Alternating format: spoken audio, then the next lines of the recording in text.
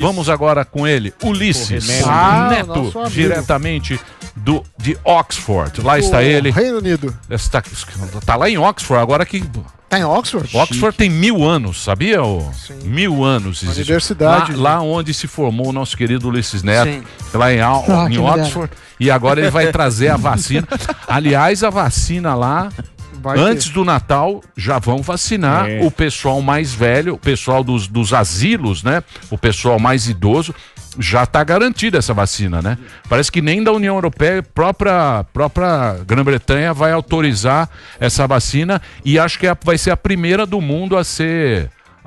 já está funcionando, né? E o Brasil foi importante, né, Ulisses? Porque aqui no Brasil, eles usaram também os voluntários brasileiros na África do Sul. Isso. E eu queria saber o seguinte dessa vacina, que eu até queria perguntar para você, porque parece que ela é diferente.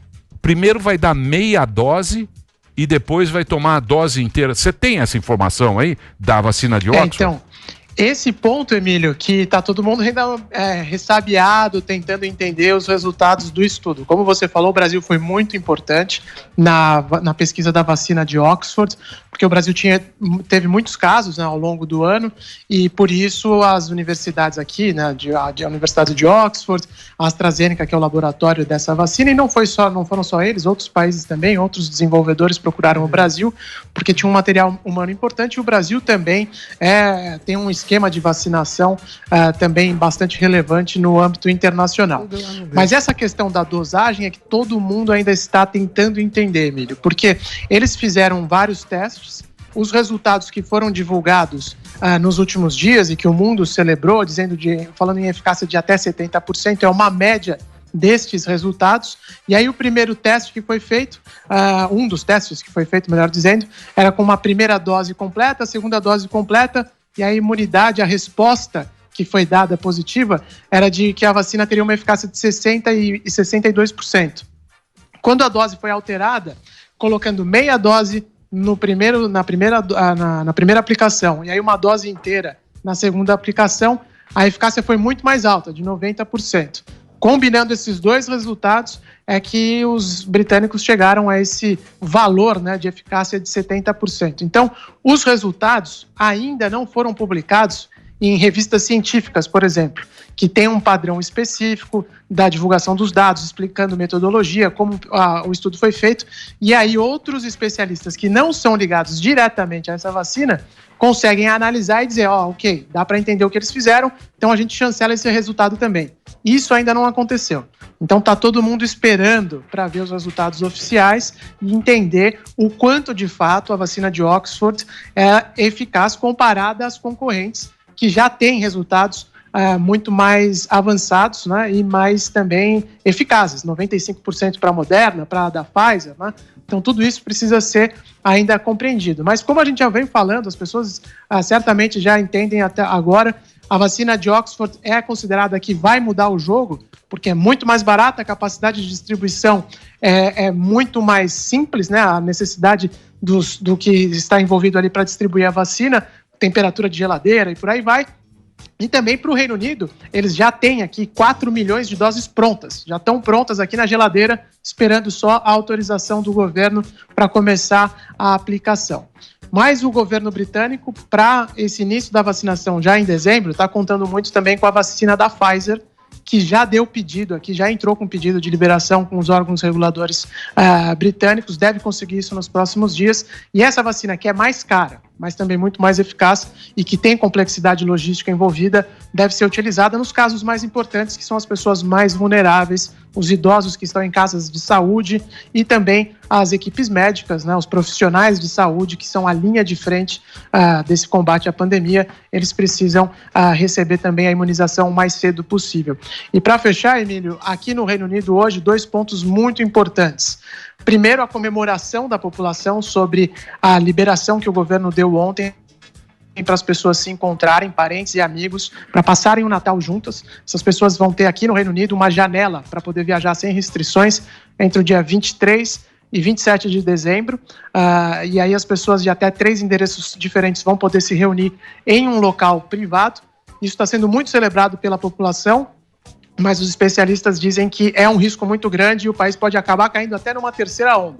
mas era uma vontade popular. É muito difícil julgar o governo agora, porque a pressão da maioria da população era para essa liberação e o Boris Johnson acabou cedendo. E o segundo ponto é a questão econômica. Hoje também o governo britânico, né, o chanceler, como eles dizem aqui, que é o ministro das Finanças, vamos dizer, do Reino Unido, apresentou o plano econômico para o próximo ano, que está diretamente ligado à pandemia, congelou salários dos servidores públicos, tem algum aumento de imposto também a caminho. Então a conta do Covid está começando a aparecer e ela vai ser enorme mesmo para essa sociedade que segurou as pontas até agora da maior parte da população, ninguém ficou para trás, ou pelo menos a maior parte da população não ficou para trás, só que a conta agora vai começar a ser paga em 2021 também. Mas a grande notícia é a vacina, né? E aí como é que vai ser? Primeiro vão ser nos asilos de idosos, depois é o pessoal que trabalha, né? Os médicos e tal. Aí ela vem 70, 60, 50 anos, ela vai ser assim o sistema de Isso, é decrescente, né? Vamos dizer, começa com as idades mais altas, né? E depois vem reduzindo. A expectativa do governo é que até abril todo mundo esteja já imunizado. Mas esse a primeira onda de vacinação, a primeira fase da campanha de vacinação vai ser para o pessoal acima de 75 anos e que mora dentro de asilos, de casas de repouso, porque se a gente lembrar, quando a pandemia começou, houve um problema muito forte nessas casas de repouso e realmente o índice de mortes até foi elevadíssimo aqui no Reino Unido e em outros países da Europa também, na Espanha, na França, por isso esse cuidado tão grande com os idosos que estão em casas de repouso aqui no Reino Unido. E aí depois vai baixando pela faixa etária até que os cidadãos mais jovens, né, vão começar a receber possivelmente no final de março. Só que o governo, para fazer essa vacinação de todo mundo, inclusive essas pessoas mais jovens e que estão menos vulneráveis, vamos dizer assim, ao Covid-19 ou aos efeitos do Covid-19, essa vacinação depende da liberação de Oxford e da produção de Oxford também, porque essa é a vacina mais barata e é a que vai ser utilizada para praticamente todo mundo. As mais caras, a da Pfizer, por exemplo, o governo britânico comprou 20 milhões de doses. Não tem como distribuir para todo mundo, melhor dizendo, 40 milhões de doses, mas são 2, né, que cada pessoa precisa para estar imunizada. Então, o contrato com a Pfizer só vai imunizar o suficiente a 1/3 aqui da população britânica. Então, esse calendário também depende da aprovação da vacina de Oxford, que foi pesquisada aí no Brasil pela Fiocruz, e dos insumos, né, que no final das contas vem da China também. Então, tudo isso, toda essa logística é importante para fazer com que a produção ocorra dentro do planejado pelo governo e que aí até abril todo mundo esteja vacinado aqui na Grã-Bretanha. Então, mas vamos lá. Desculpa, eu tô... eu acho que essa é a grande notícia, cara. Essa é a grande notícia, essa vacina de Oxford, porque é a mais barata aqui. Temperatura de geladeira, ela não precisa ficar na menos 70, não precisa daquele gelo. O transporte dela, eu acho que vai ser a grande vacina do mundo, vai ser essa de Oxford. Então, quer dizer, no braço aí, ele já começa, no braço dos caras aí, ele já começa agora metade do dezembro para frente, não é isso? E no Brasil, quando será que? Março, por aí vai estar aqui, será? O que você acha, Ulisses? É difícil falar, Emílio. É o seguinte, a vacina de Oxford, ela faz parte também daquela cooperação internacional liderada pela OMS para distribuir a vacina para os países que têm menos recursos financeiros também. Então isso significa que a produção dela vai ser na casa de 1 bilhão. São muitas doses para atender a maior parte do mundo. A vantagem do Brasil é que a Fiocruz já tem esse acordo com Oxford. Mas a questão são os insumos. E não adianta ter só esse acordo se a gente não tiver um trabalho coordenado e bem feito para que esses insumos cheguem no Brasil e que a Fiocruz tenha a capacidade da produção dela, né? Isso ainda não começou a produção exatamente no Brasil em larga escala. Então, essa que é a dificuldade de saber quando vai começar no Brasil.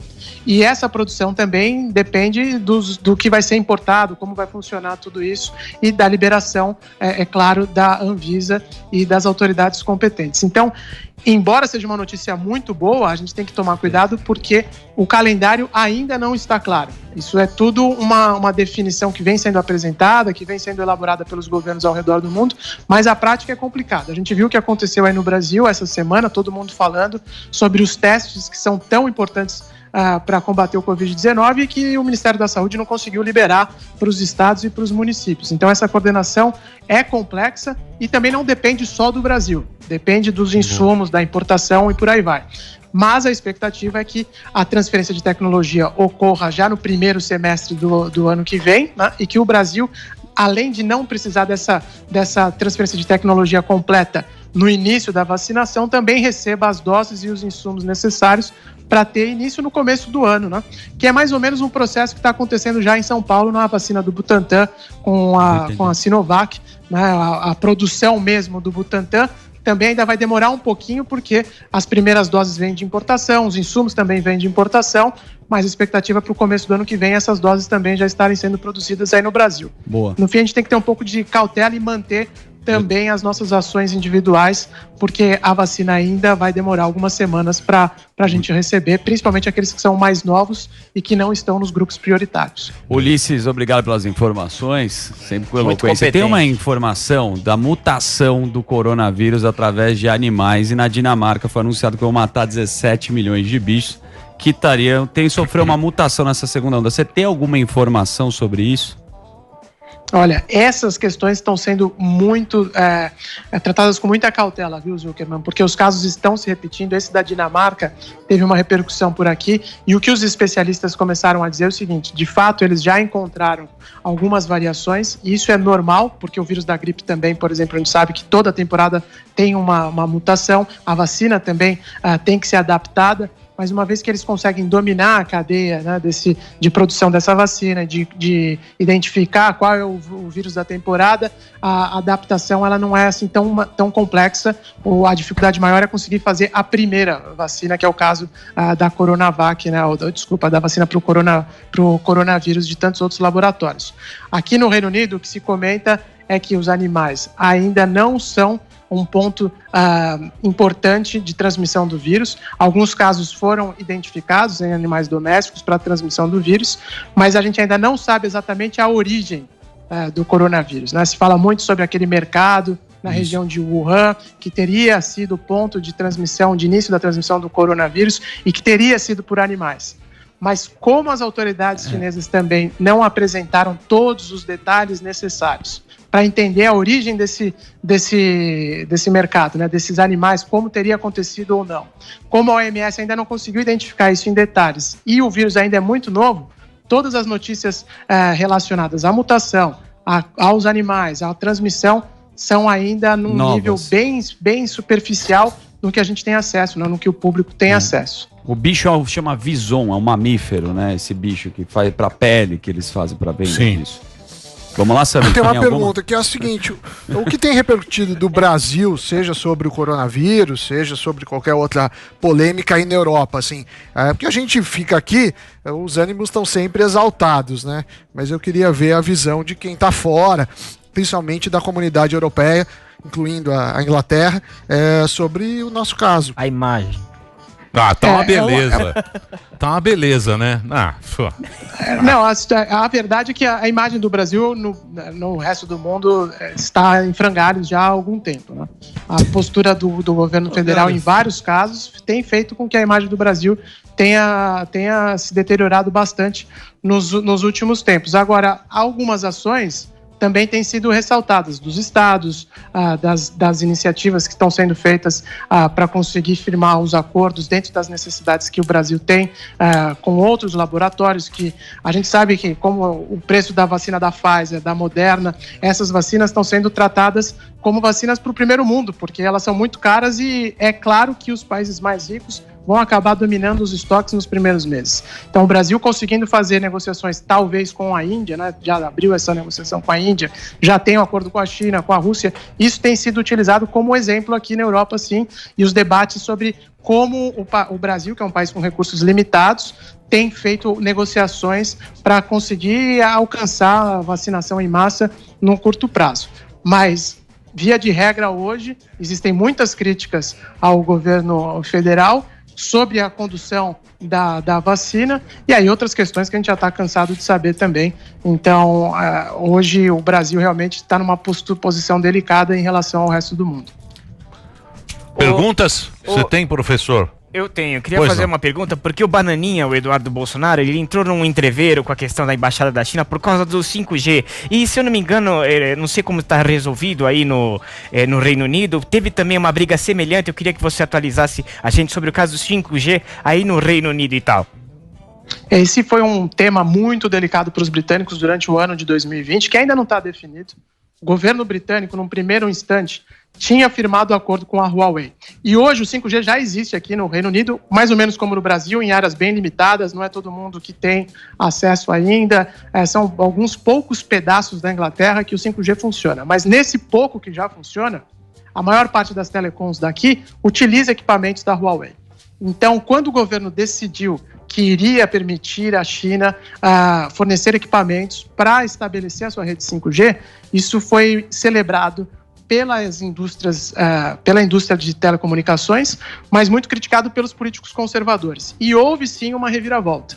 O governo britânico foi muito pressionado pelos Estados Unidos, os norte-americanos estão exercendo uma pressão na Europa como um todo, e exerceu essa pressão também em cima do governo britânico, que negocia um acordo comercial bilateral por conta do Brexit com os Estados Unidos.